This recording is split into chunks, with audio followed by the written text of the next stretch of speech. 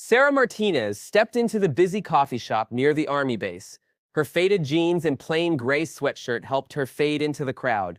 At 32, she'd mastered the skill of going unnoticed when she chose. Her black hair hung loose in a messy tail, and her bare face showed no makeup. She appeared like every other regular person grabbing morning coffee before heading to work. The morning rush filled the shop with energy. Service members from the base mixed with students and workers. Sarah liked these crowded times when she could vanish among strangers, escaping the stares and endless questions that followed her everywhere. 2 years had passed since leaving the Navy. She'd waited in line only briefly when heavy boots thudded on the floor behind her. 5 young troops, fresh from basic training based on their eager faces and spotless uniforms, burst through the door. Their voices boomed across the small space as they discussed weekend activities and griped about training ahead. Sarah stared straight ahead at the menu over. Years of experience taught her that staying invisible was often the smartest move. These young troops reminded her of herself long ago, brimming with confidence and convinced they understood everything about military life. She recalled that sensation vividly, the feeling of being unstoppable after finishing basic training and believing you could handle whatever came your way. The line crept forward slowly, and Sarah stood wedged between the counter and the group of soldiers. She sensed their eyes examining her as they whispered together, likely wondering why a petite woman lingered around a military base. She'd faced these judgments throughout her adult years, first during 12 years serving in the Navy, and now as a former service member adjusting to regular life. One soldier, a tall, fair-haired kid who looked barely 20, moved closer.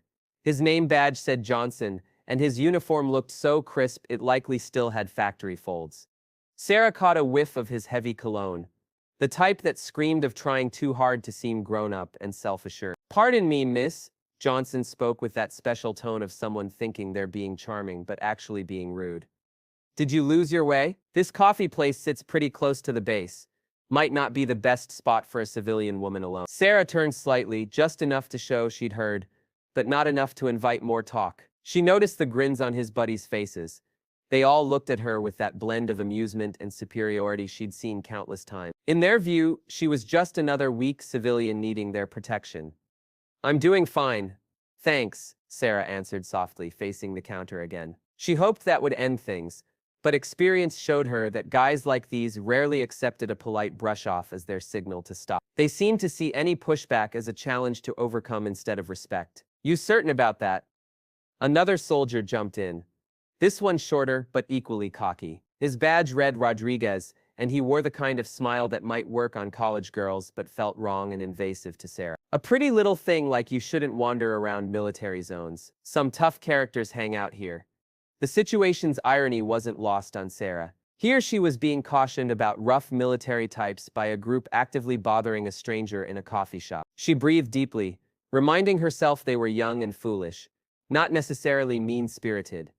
At their age, she might have done something equally dumb, though hopefully not quite so rude. "I'm grateful for your concern," Sarah said, keeping her voice steady and calm, "but I can definitely handle myself." This seemed to entertain the soldiers even more. Johnson laughed, a sound meant to be friendly but came off as mocking.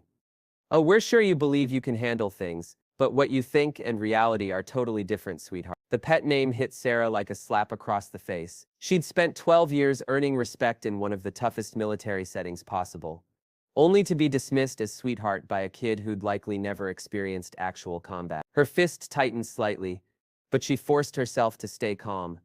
"Listen," said a third soldier, this one tall and gangly with nervous energy, suggesting he likely started most of their group's poor choices. "We're just trying to protect you. Why not let us get you a coffee and we'll make sure you reach wherever you need to go safely. We know all the secure paths around here." Sarah nearly grinned at that. These soldiers, stationed at this base maybe a few weeks, were offering to guide her around an area she knew better than they likely knew their own hometown. She'd been visiting this exact coffee shop over a year, had lived here 2 years, and spent more time on this base than these kids had spent in the entire military.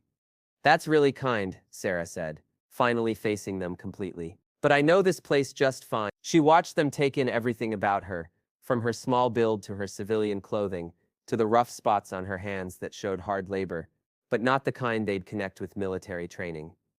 In their heads, she was likely a secretary or perhaps a student from the nearby college. The thought that she might have any military connection would never cross their minds. The coffee worker called out, "Next." Sarah moved forward, thankful for the chance to finish this conversation. But as she grabbed her wallet, she heard the soldiers still discussing her, their voices just loud enough for her to catch every word they said about her. As Sarah ordered her regular black coffee, she heard the soldiers continuing their commentary. They weren't even attempting to be quiet anymore, clearly assuming she was either too scared or too polite to challenge their behavior. Bet she's one of those college girls who hangs around military bases, hoping to snag herself a soldier. Rodriguez whispered, though his whisper was loud enough for half the shop to hear. Likely thinks we're all heroes or whatever. Johnson laughed again, that same patronizing sound that was beginning to irritate Sarah's nerves. Yeah, probably reads too many romance books. Wake up call time, sweetheart, he said, speaking louder so she couldn't miss it. Actual military life isn't like the film. Sarah passed her cash to the worker, a young woman who appeared uneasy with the situation developing in her shop. The worker's eyes jumped between Sarah and the soldiers, wanting to intervene but unsure how to handle a confrontation with military personnel. Sarah gave her a comforting nod, quietly signaling everything was okay, at least right now. Thanks, Sarah said gently to the worker, then stepped aside to wait for her drink. The soldiers were now ordering their beverages, and their conversation had moved to discussing Sarah as though she wasn't standing mere feet from them. I bet she's never even encountered a real soldier until today, said the third soldier, the tall, skinny one whose badge read Tom. Check her out. Likely weighs 90 pounds, dripping wet. One strong breeze would knock her down. She's attractive, though, added the fourth soldier, a stocky red-headed kid named O'Brien. In that fragile sort of way, probably needs somebody strong to look after her. The fifth soldier, quiet until now, finally spoke up. He was older than the rest, maybe 25, and his badge read Williams. Sarah noticed him studying her more closely than the others, as if trying to solve a puzzle. But rather than showing more respect, he seemed even more amused by the whole thing. You know what I figure, Williams said, his voice carrying the authority of someone who saw himself as the group's leader. I think our little friend here has some sort of military fantasy. Probably watches too much television and believes she understands what serving is like. Sarah's coffee was prepared, but she found herself stuck in place, listening to these young soldiers tear down everything she'd worked for in life. They were building an entire made-up story about her, assigning her reasons and traits based purely on her gender and size. The casual meanness of it took her breath away. Maybe she's one of those women who believes she could survive military training, Rodriguez suggested, and the group burst into laughter.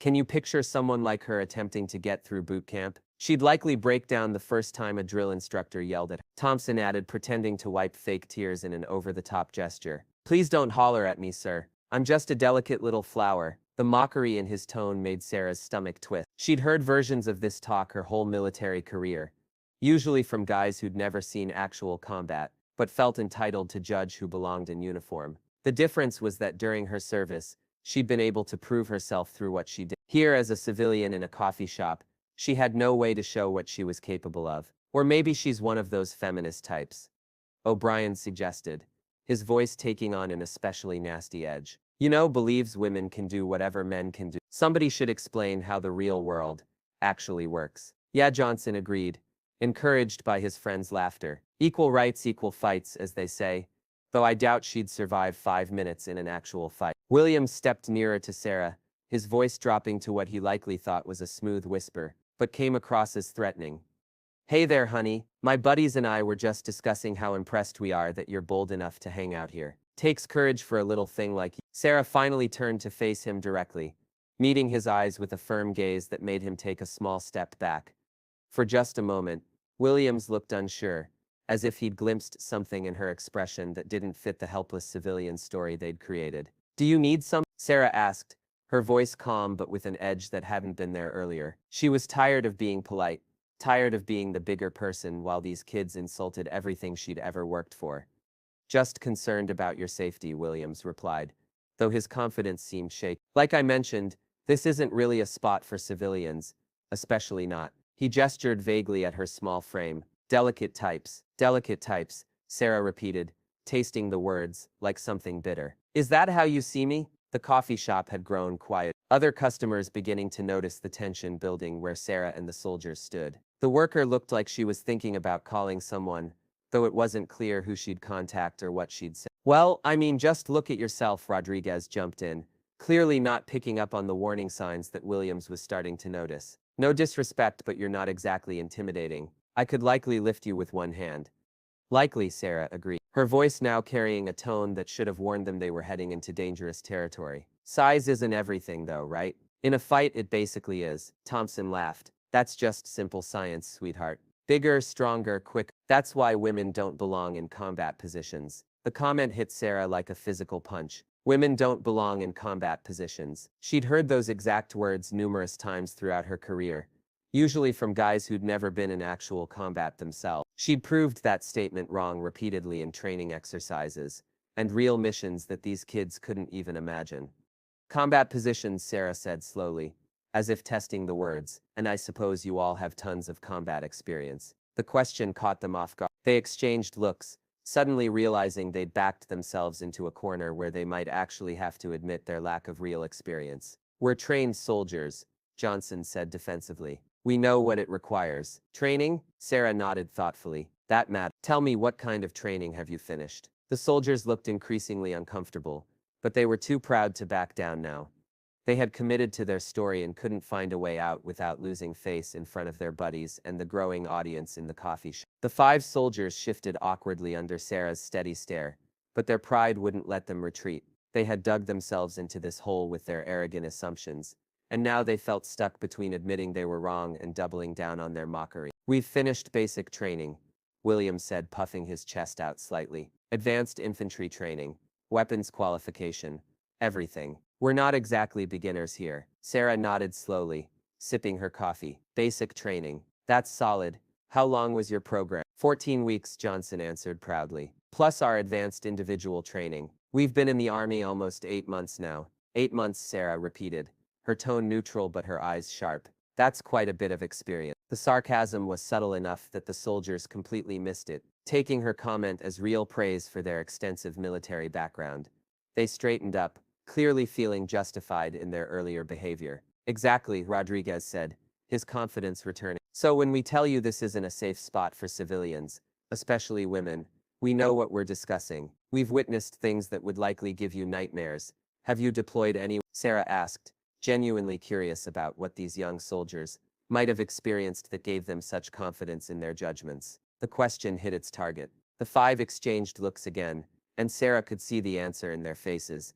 Before anyone's, they were fresh from training, stationed at what was clearly a stateside base, and their experience consisted entirely of classroom instruction and exercises. Well, not yet, Thompson admitted, but we're scheduled for deployment next year, and our training has been we've been through scenarios that most people couldn't handle. Scenarios, Sarah said thoughtfully. Like what? O'Brien jumped in eagerly, clearly missing the fact that they were being systematically taken apart. Urban warfare simulation, survival training, combat stress preparation. We've been through everything.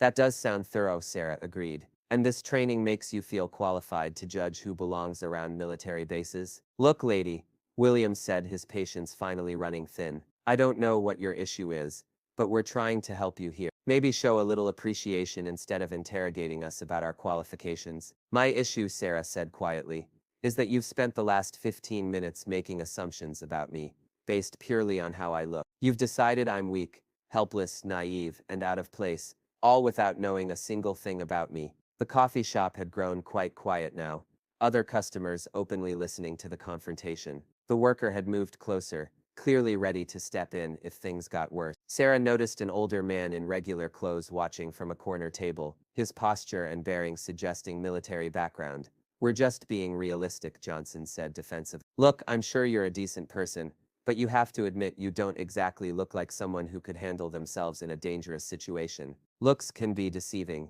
Sarah replied. For example, you look like confident, experienced soldiers, but you're actually kids who just finished basic training and have never been in actual combat. The insult landed, and Sarah could see anger flashing in their eyes. She had struck at the core of their masculine pride, challenging the very identity they were trying so hard to project. We don't have to prove anything to you, Rodriguez snapped. We're United States soldiers. That means something. It certainly does, Sarah agreed. Being a soldier is an honor and a responsibility. It means serving something larger than yourself. It means protecting people who can't protect themselves. It means showing courage, integrity, and respect. Her words hung in the air.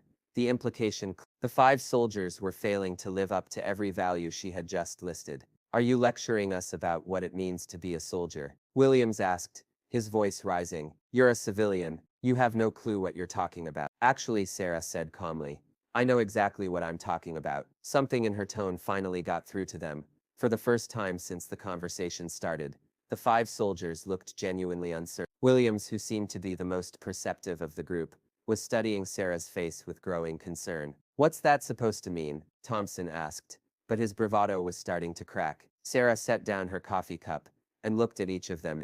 It means that you've been really busy making assumptions about me for the past 20 minutes. You've decided I'm weak, scared, and out of place. You've mocked the idea that a woman like me could ever understand military life or handle combat situations. So O'Brien said, though he sounded less certain than before. So Sarah continued, you might want to consider the possibility that you're wrong. Wrong about what? Johnson asked. But Sarah could see that he was starting to piece things together. His eyes had dropped to her hands, noticing the calluses and scars that spoke of hard physical work. He was looking at the way she carried herself, the calm confidence that hadn't wavered, despite 20 minutes of mockery and harassment. Wrong about who I am, Sarah said simply. Wrong about what I'm capable of. Wrong about whether I belong here. The older man in regular clothes had stood up from his corner table and was walking toward them. Sarah noticed him approaching and felt a mix of relief and worry. She could handle these kids alone, but the situation was escalating beyond what anyone wanted in a public coffee shop. Is everything okay here? The older man asked, his voice carrying the kind of authority that came from years of command experience. Sarah could see the 5 soldiers automatically straightening up in response to his presence. Everything's fine, Williams said quickly, clearly recognizing the man as someone he didn't want to anger. We were just having a conversation. The older man looked at Sarah questioningly, giving her the opportunity to either escalate the situation or let it go. She appreciated the choice he was offering her, the respect built into checking with her before taking any action. These young soldiers were just explaining to me how I don't belong around military bases, Sarah said, her voice still calm but carrying an edge that made all 5 of the kids look nervous. The older man's eyebrows rose.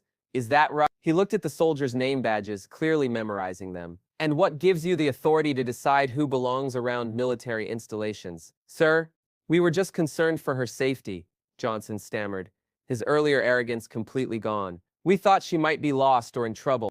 By mocking her and telling her women don't belong in combat positions? The older man asked. That's an interesting approach to helping someone. The 5 soldiers looked like they wanted to disappear into the floor. They had gone from confident harassers to terrified kids in a matter of seconds, all because someone with obvious authority had called them out on their behavior. The older man's presence had completely changed the dynamic in the coffee shop. His bearing and confidence made it clear he was someone used to command, and the 5 young soldiers were suddenly very aware that their behavior was being observed and judged by a superior. Sir, Williams tried again, his voice much more respectful now. We didn't mean any disrespect. We were just concerned about a civilian wandering around so close to the base. A civilian? The older man repeated, glancing at Sarah with what might have been amusement. And how exactly did you determine her civilian status? Did you ask for identification? Check her credentials? The soldiers exchanged nervous glances. Of course, they hadn't done any of those things. They had simply assumed based on her appearance that she was a civilian.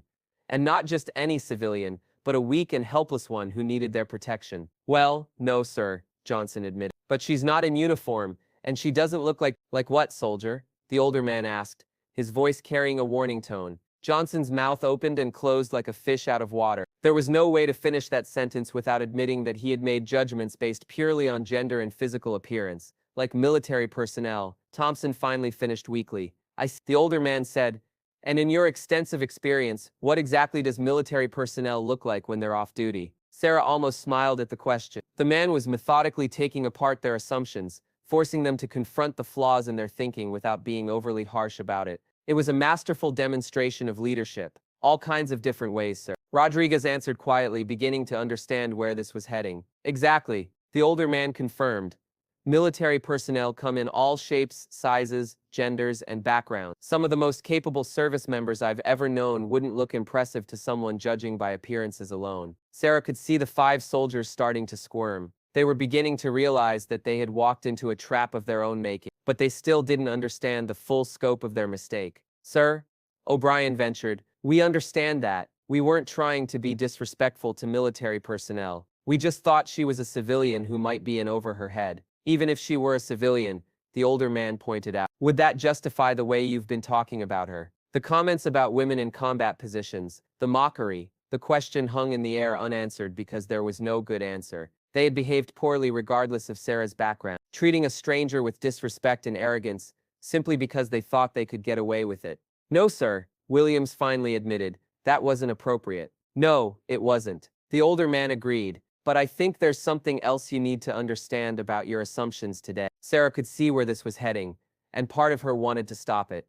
She had grown used to keeping her military background private, partly for security reasons, and partly to avoid exactly the kind of situation that was about to unfold. But another part of her was tired of being underestimated, tired of watching young soldiers like these five make the same ignorant assumptions that had plagued her entire career. What's that, sir? Thompson asked nervously. The older man looked at Sarah silently asking for permission. She gave a slight nod, resigned to the fact that her quiet morning coffee was about to become something much more complicated. You've been lecturing this woman about how civilians don't belong around military bases, the older man said slowly. You've mocked the idea that someone like her could understand military life. You've stated that women don't belong in combat positions. The five soldiers nodded reluctantly, clearly wishing they could take back everything they had said in the past 20 minutes. The irony, the older man continued, is that you're saying all of this to someone who has more combat experience than all of you combined. Sarah watched the confusion spread across their faces.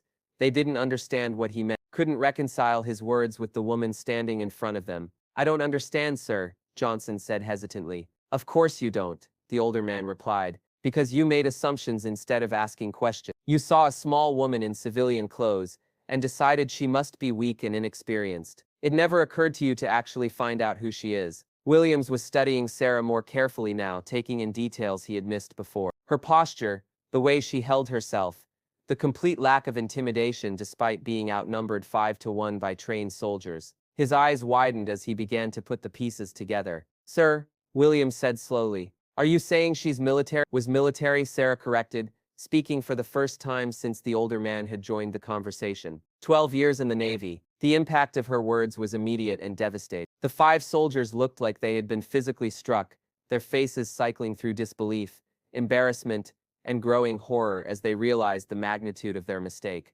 Navy, Rodriguez whispered as if saying it louder would make it more real. Special operations, Sarah added quietly, watching their expressions crumble further. Navy SEALs, the words hit them like a bomb. SEAL, the most elite special forces unit in the military. The warriors that even other special forces looked up to. They had been lecturing a SEAL about combat readiness and military capability. That's impossible. O'Brien stammered. Women can't be SEALs. Women couldn't be SEALs. Sarah corrected. The policy changed. I was part of the first integrated class to complete the training. The older man nodded approvingly. Lieutenant Commander Martinez, retired, he added, providing the context that made Sarah's achievement even more impressive. 12 years of service, including multiple combat deployments. She's been awarded the Bronze Star, Purple Heart, and Navy Cross. The silence in the coffee shop was deafening. Other customers who had been listening to the confrontation were staring in amazement, while the five soldiers looked like they wanted the earth to open up and swallow them whole. The Navy Cross, Thompson repeated in a whisper. The Navy Cross was one step below the Medal of Honor,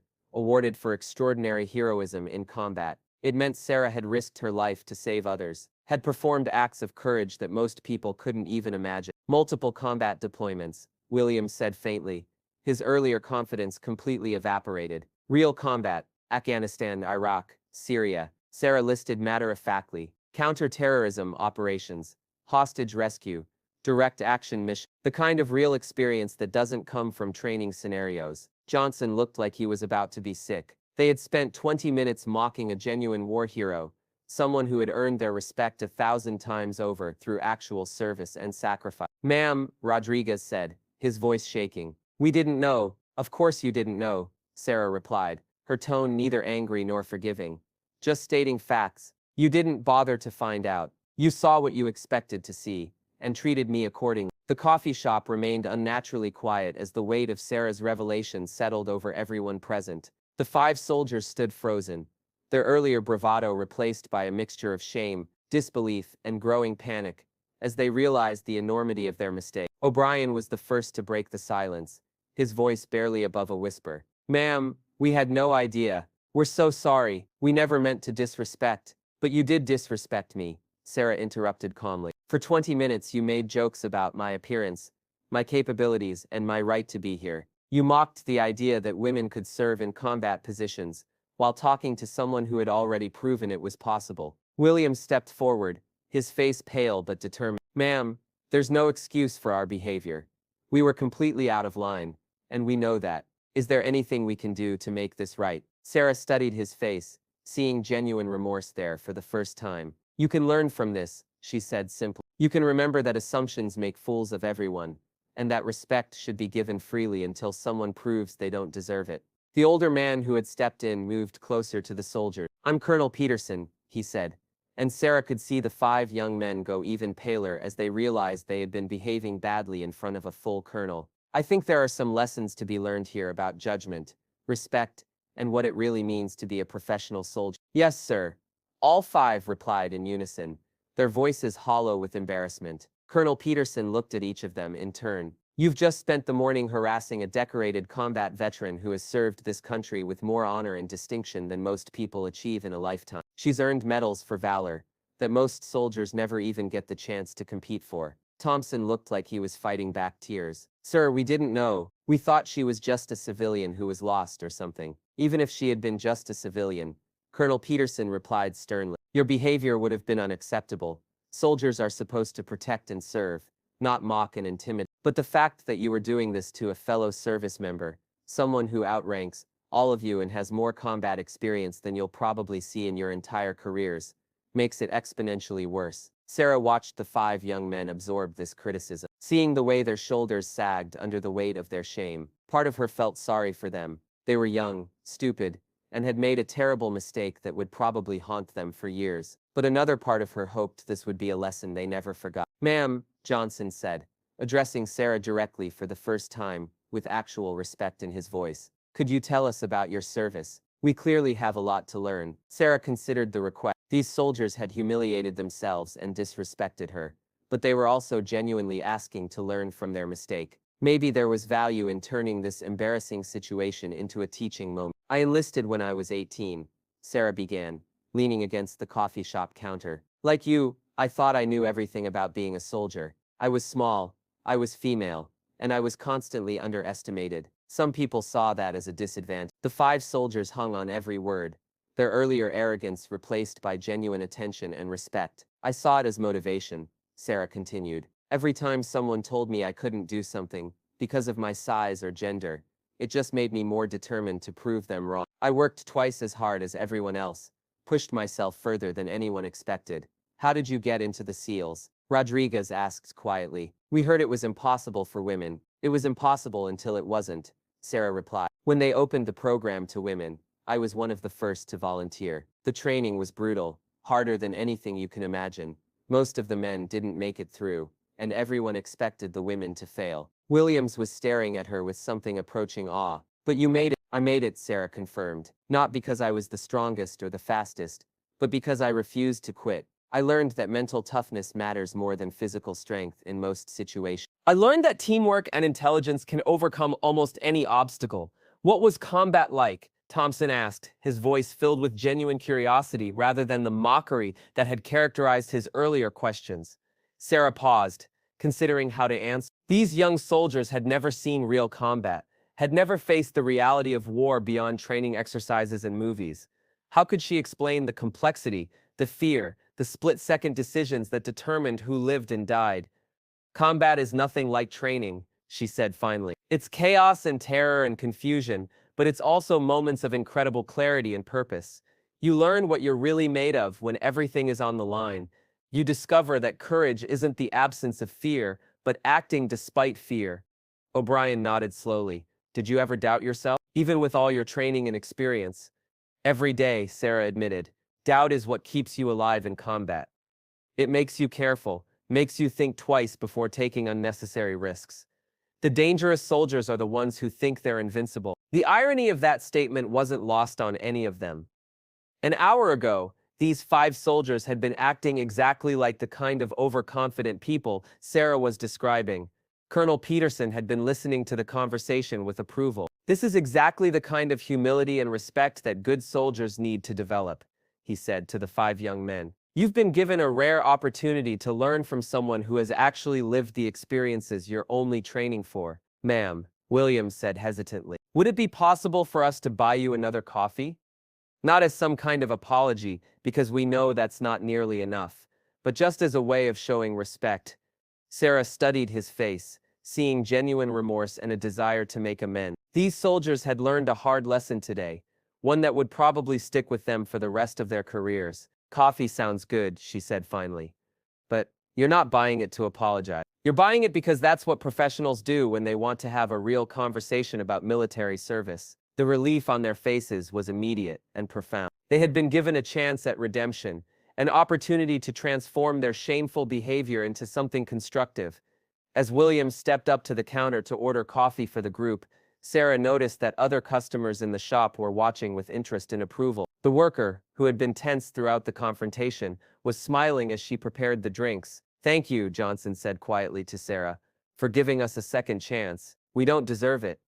"Everyone deserves a chance to learn from their mistakes," Sarah replied. "The question is whether you'll actually learn or whether you'll just be more careful about your assumptions next time." As the group settled around a large table with their coffee, the atmosphere had completely transformed. The 5 soldiers who had been arrogant and mocking an hour earlier now sat with respectful attention, hanging on Sarah's every word as she shared stories from her military career. "The hardest part about being a woman in special operations wasn't the physical training," Sarah explained, cradling her coffee cup. "It was proving myself over and over again to people who had already decided I didn't belong there." Thompson leaned forward, his earlier cockiness replaced by genuine interest. "How did you handle that? The constant doubt?" "I let my actions speak for themselves," Sarah replied. "I learned that you can't change someone's mind by arguing with them. You have to show them through your performance, your reliability, your willingness to have their back when things get tough." Rodriguez nodded thoughtfully.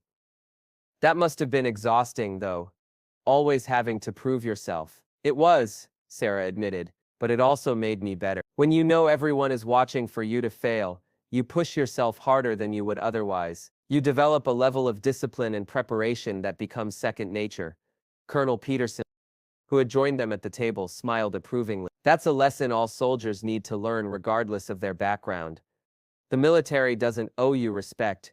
You earn it through your actions." Williams had been quiet for several minutes, clearly wrestling with something. Finally, he spoke up.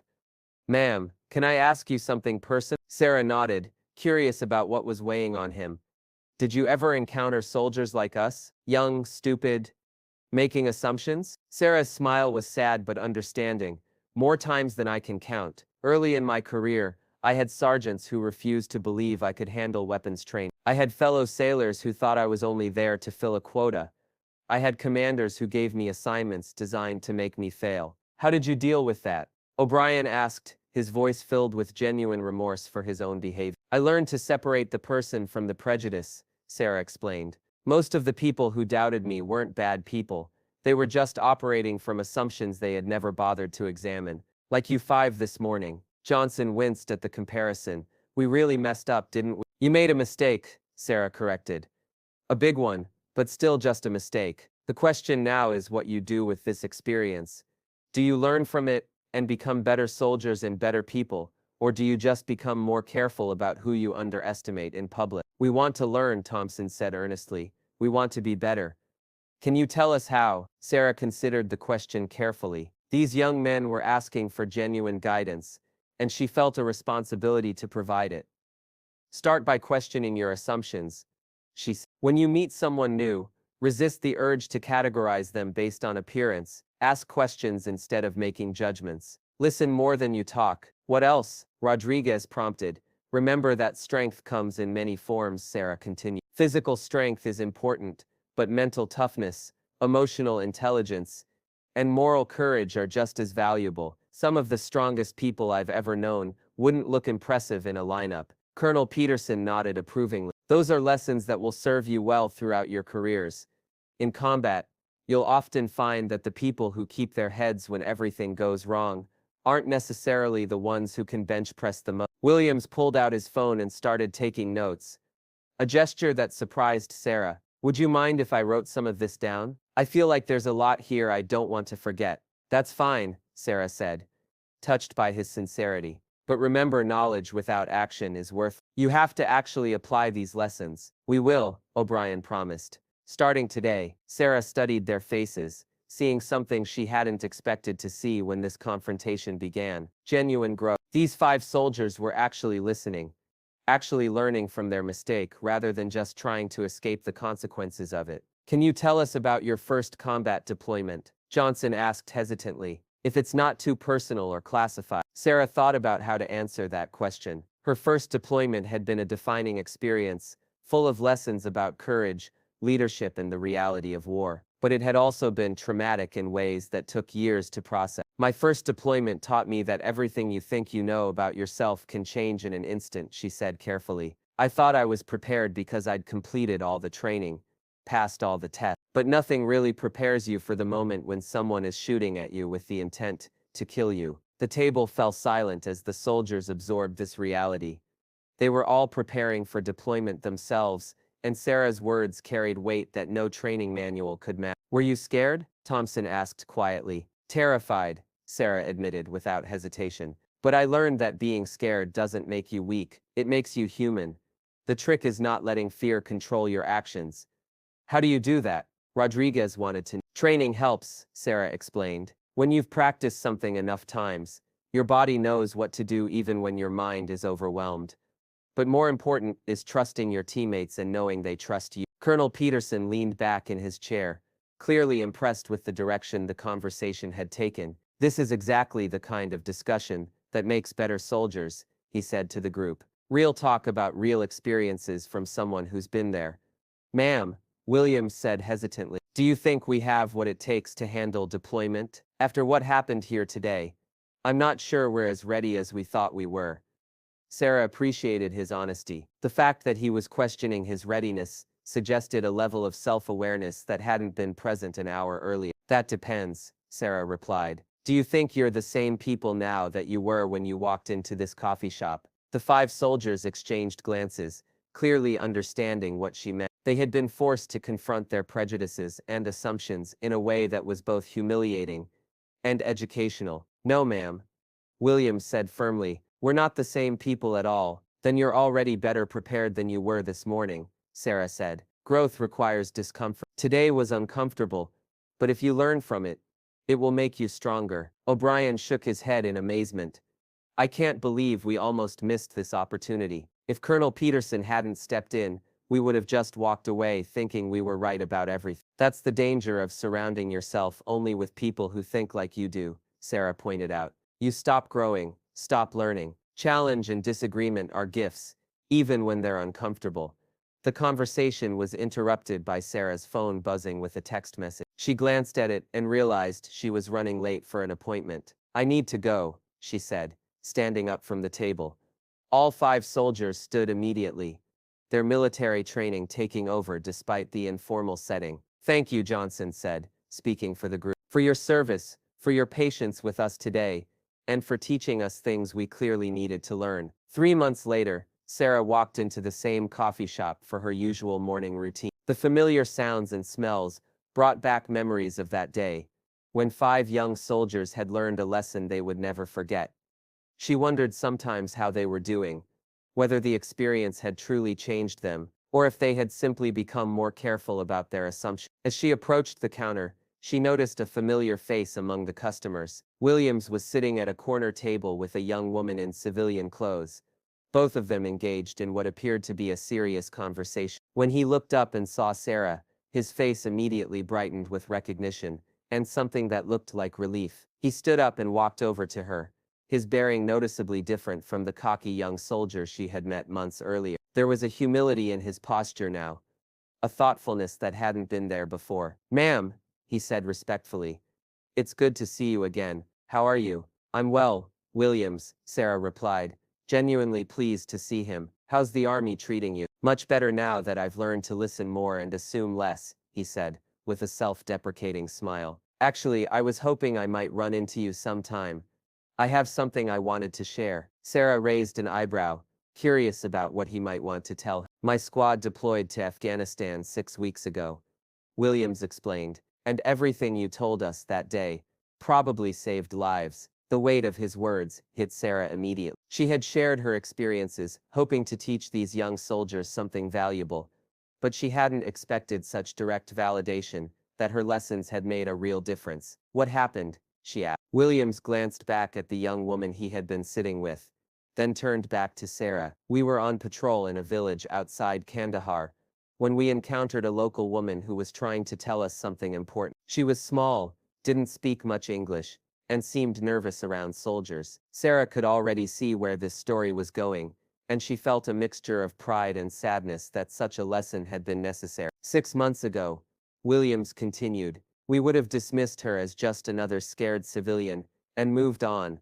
We would have made assumptions based on her appearance and gender, just like we did with you. But you didn't, Sarah said, not really asking. No, we didn't. Williams confirmed. I remembered what you said about questioning assumptions, about listening instead of judging. So we took time to really communicate with her, found a translator, treated her with respect. He paused, collecting his thoughts before continuing with the most important part of the story. It turned out she was trying to warn us about an explosive device that had been planted in the route we were planning to take. Because we listened to her instead of dismissing her, we avoided an ambush that could have killed half our squad. Sarah felt a chill run down her spine. The lesson these soldiers had learned in a coffee shop in Georgia had literally saved lives in Afghanistan. It was a reminder of how interconnected military service was, how lessons learned in peacetime could have life or death applications in combat. That's incredible, Sarah said, quietly. I'm proud of you for learning that lesson